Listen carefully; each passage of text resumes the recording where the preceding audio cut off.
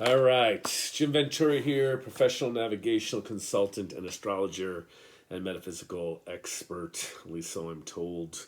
Uh, anyway, time for a new video, and I thought I'd do a video about an animal totem that really brings up a lot of interest for people in general. I've actually done a couple of videos on this on TikTok and Instagram, but those are shorter versions. We're going to go a little bit longer here, maybe 7-8 minutes, and get into some detail about this animal totem. So first off, what is an animal totem? Quick reminder, animals show us characteristics that humans also have, but often in exaggeration.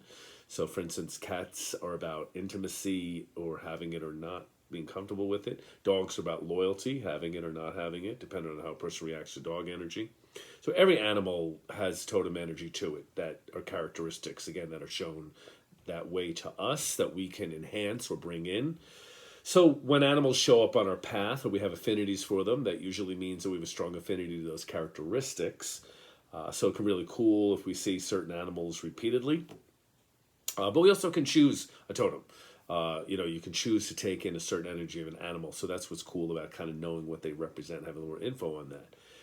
So the animal I wanted to talk about today is raven, or just kind of big blackbirds in general.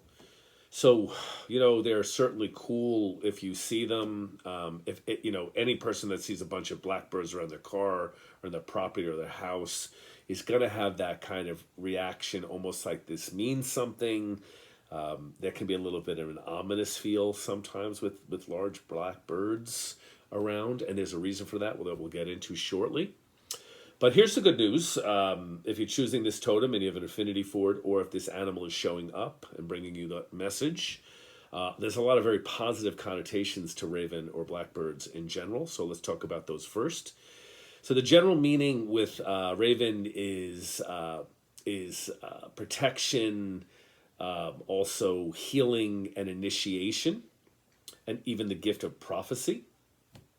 So one element of that is like being initiated into a new post or a profession in your life. It could be a sign of that occurring or getting ready to occur. Sometimes there are healing ceremonies or other type of ceremonies that we go through as well. So blackbird raven can be a signal of that coming.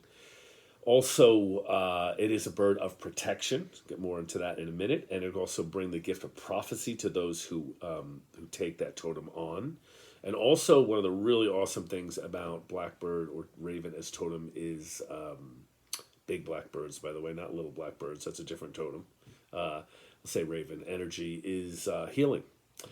So, one thing that we can definitely see with the vibration of this particular bird, and it's what it's teaching us, is that it often represents the death of one thing and the birth of another. There's a similar correlation to the archetypal card in the tarot of the death card, number 13, which brings that ominous feel to it also, but actually is a card of liberation and good change. So one of the things that the raven energy can bring us is a resolution of the conflict of opposites. And so what that means is, for a lot of us, all of us at some levels have dark shadow, difficult memories or issues from our past, and we may push them down and not want to face them. It's kind of like looking at the shadow side of ourselves that we hide from. A raven can be almost a signal that you're meant to expose that and look at that and move through that and face that fear directly. Another element of that is, in a very true way, most of us have experienced some form of abuse at different points, and facing that can be a very powerful form of healing to release the anguish and the energy behind that. Raven, in a darker sense, reminds us that in life, in our own personal life, as well as in the world, there are forces of destruction that exist, in our own lives and in the world. But the interesting thing to focus on is, without destruction, there cannot be reconstruction and recreation. So it's natural for us to go through that sometimes. And it actually can be really liberating when you face it. Listen, for everybody, people go through fear about being alone, leaving a bad marriage or an abusive marriage. People can go through fear about leaving one career and moving into another. Everyone, has different elements of fear and points of stuff that's very, very scary to them at different points. Coming out of the closet about one's sexuality, facing, any type of problem or difficulty that you may perceive as dark or difficult, often when faced and dealt with brings liberation and even possible joy and happiness and a new life that you never thought you could live. So it's important to know that, again, we sometimes go through dark phases, thankfully not often, in life in order to kind of transform. And one of the messages that Raven often brings to us, which is a really good thing to remember and focus on, is in the Druid tradition especially, they often refer to God in the form of the goddess, understanding it was male and female energies combined. So the idea is that even if we let that rage out, if we allow that dark part of us to surface so we can clear it, we have the protection of the goddess. We're still loved. Our higher self, God, whatever your energy behind that, it still loves you when you walk through that darkness. It's not a signal to be destructive and to hurt others by any means. It's often more about facing something you're fearful of and scared of facing. And once you face it, you become stronger. Even kind of badass every time you overcome something that you were ultimately afraid of. And a good deep truth to remember is often what we fear is in the dark is worse than actually what is there. And so when we face it, we have that freedom and movement and potential to grow and evolve into, again, a new post, a new profession, a new self. So Raven brings all of these things to a head in that way as a reminder. There's a lot of interesting lore connected with Druid tradition in France and Scotland and Ireland and places like that as well.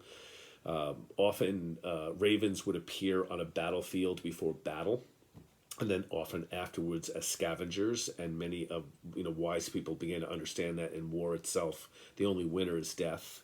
There's no good that can potentially come from it, no matter what anybody might tell you in that sense. And also, there's a lot to be said for that raven can always invoke a little power symbol in people. In a lot of medieval times, they would actually paint raven on a shield before battle. And that was kind of meant to terrify the opponent in some way, to bring that fear and the power of raven.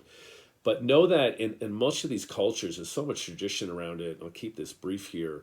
It was seen as a bird of protection. And that really is the key to remember if you're seeing raven or really large black birds around in that sense. Know that you may be given the gift of prophecy where you can see things coming, which is a powerful ability to have. Also being initiated again, new post, new profession, new change in your life, which may scare us, which can be wonderful once we step into that new arena. I'm doing something similar myself right now.